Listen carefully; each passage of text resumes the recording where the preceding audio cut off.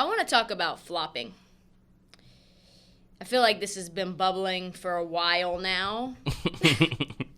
Coaches don't like it. Players don't like it. No fans like it. None. Mm-mm. But everyone seems to still be doing it. Everyone. The defense says that they're doing it because without that, the offense has an unfair advantage. And then the offense says that they do it because they're not getting calls without exaggerating it, unless they flop. So it's that famous, who's really responsible? Chicken or the egg? Is it the refs? Is it the league? Is it the offense? Is it the defense? I don't know. And nothing really personifies how bad it's gotten than our very favorite Jimmy Buckets, one of the hard rocks of the league, pretending that he was mauled in the eye. It became a famous meme on the internet where he pokes his eye and looks up to try to draw a flagrant foul to get an advantage down the stretch, right? That's not a guy that you would expect to lay down and, this is a guy that was homeless. This is a guy who's a hard rock, and he's laying down to try to get an Oscar when he wasn't even hit in the eye. Yeah, it goes against plenty of things you would think he stands for, yeah. Correct. So, obviously, this is now a trend. This is now the thing that you must do in order to have any level of parity as a competitor. And it all started getting national attention back in the beginning of the season in December. I don't know if you remember, but the Hawks were playing the Nets. Mm-hmm. And Trae Young goes around a screen, and he stops short. Yep. And then, boom, foul. The defender, obviously, when someone's, just like in traffic, when someone slams on the brakes and you're expecting to go through a green light, that was Trae Young. Mm-hmm. He slammed on his brakes around a screen, and the defender, pow! Was forced to, run into him. Yeah, he didn't know, what was coming. And you can't just, be starting and stopping as a defender against a guy like Trae Young because all of a sudden he's at the bucket, right? So you're in a no-win spot. And Steve Nash looks at the ref and says, that's not basketball. That's just not basketball. And the problem is, right now, that is basketball. That's the big problem. Yeah, no, it really stinks, honestly, because there's such judgment calls, and because it's such a judgment call, that's why I think these guys whine so much, because they're doing everything they can to, get that call, give those refs, a reason to make that call. So you're seeing the game slow down in so many different ways. Yeah, it's actually atrocious to watch. Another instance happened with Luka against the Warriors. I don't know if you saw that, but Luka got this phantom lean-in call. Literally, he throws his body against the defender and then goes up. And Wiggins gets the foul. This is late in the game. And Steve Kerr, after the game, was pissed. Really pissed. Even though he doesn't care about winning games, he still is pissed about it. Of course not. He says, I don't fault the officials. I really fault the league.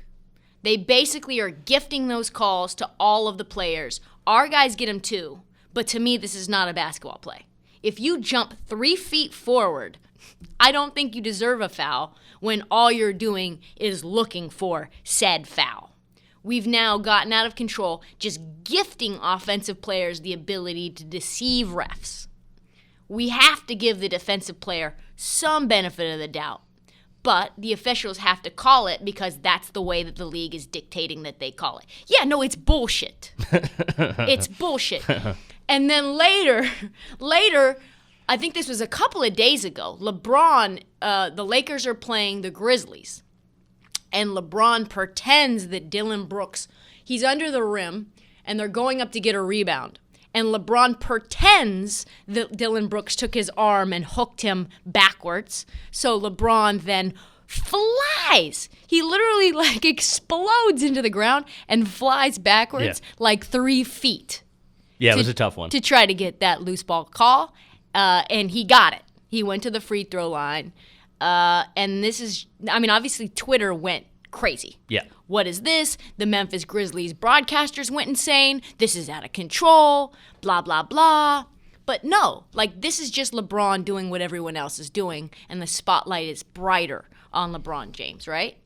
This is just the way that the NBA is right now, which is actually very funny that LeBron did it against Dillon Brooks, because Dillon Brooks, I don't know if you remember, but is famous for maybe the most egregious flop in basketball history. When he was playing at Oregon, he flopped against Utah.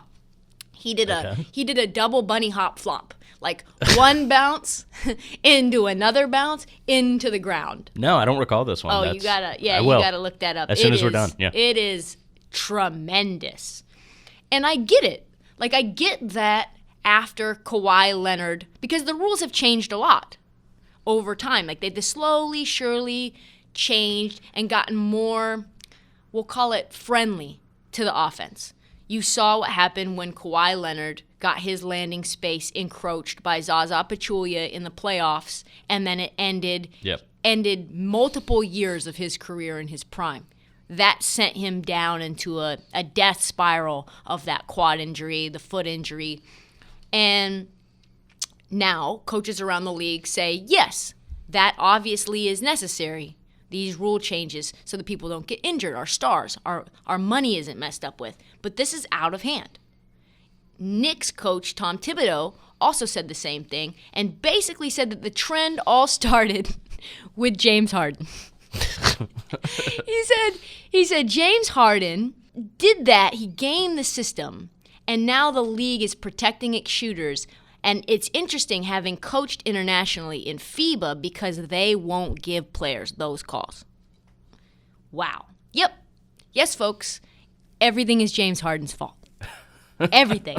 He is the sacrificial lamb of everything that's wrong with the NBA. The 1,000,000 dribbles, like the shooting 3 seconds into the shot clock from 40, the traveling 7 steps, like getting to the line 1,000,000 times. But actually, this is James Harden's fault. This is 100% James Harden's fault. He is ground zero for these egregious flops. He learned to game the system like any good offensive player would. And then every shooter was like, yo, if James Harden can do that, like, I can do that. Yeah, just move my feet a little bit. I just body into the defender, just rip through into a shot, quote unquote phantom shot that you were never intending to take, so that you can go to the line. And like a cancer, then it spread to the defense. They were like, this is insane. So if this is happening on this side of the ball, then we have to figure out something on the defensive side of the ball. So let's look at Marcus Smart. Uh-oh, that's your boy. That's my guy. One of the best defenders in the league. So yeah, he's an elite defender.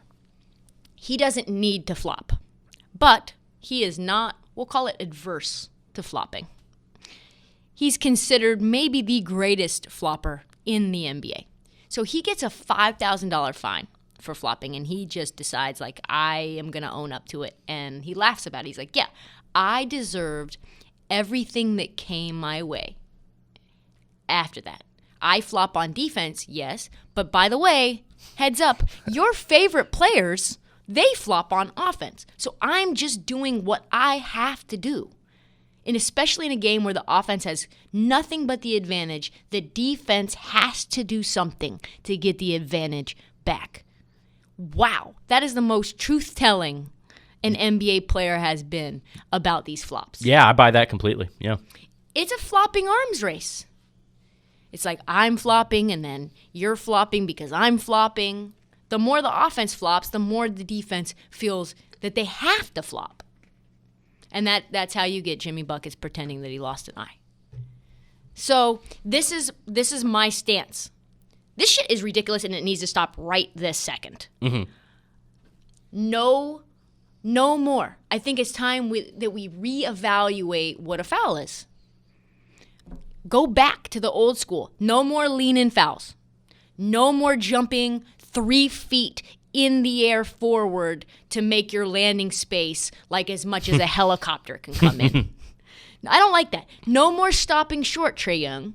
No more rip-through fouls where the defender's in your space and you rip down and that's a foul just because they're playing good defense. Mm-hmm. We say we want to see players D up, get all up in your grill, be a lockdown defender, and then what does an offensive player do? They just rip the ball through and they go to the free throw line. Right. That's insane. No wonder Luka said, yeah, it's a lot easier Yeah. to score in the NBA than it is in Europe because these ticky-tack fouls get me points. They get me buckets. I don't really need to even do much. Just throw my body into someone and cry, and points for us. He does plenty of that. He does plenty of that. Just watch. Watch any game for all the folks that say that I don't watch any games. This happens 15 times a night at least. It's gross.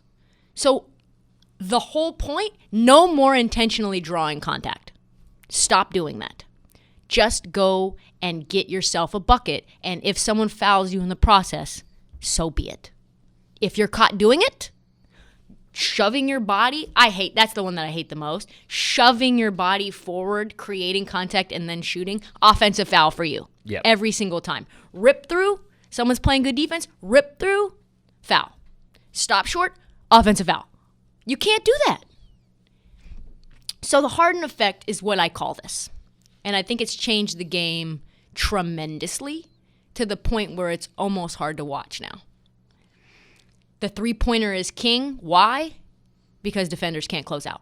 They legitimately can't even get near you in order to defend, because if you jump and you're there, if they jump and you're there, that's a foul.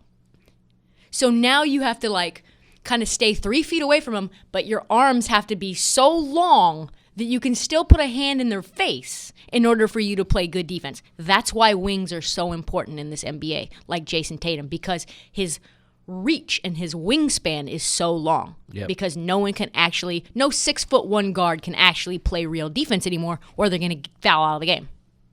It's fucked. Mm-hmm. Of course I want my stars protected. Of course I don't want to see people get injured. But I think it's time for the NBA to say, I think this is getting a little out of hand, and maybe we need to make some changes. As an aside, if OKC would have paid Harden to begin with, maybe he never would have been this marquee star. And maybe he would have continued to be a sixth man, and maybe this would have never happened to begin with. But I digress. Change it, the NBA. Change it. This league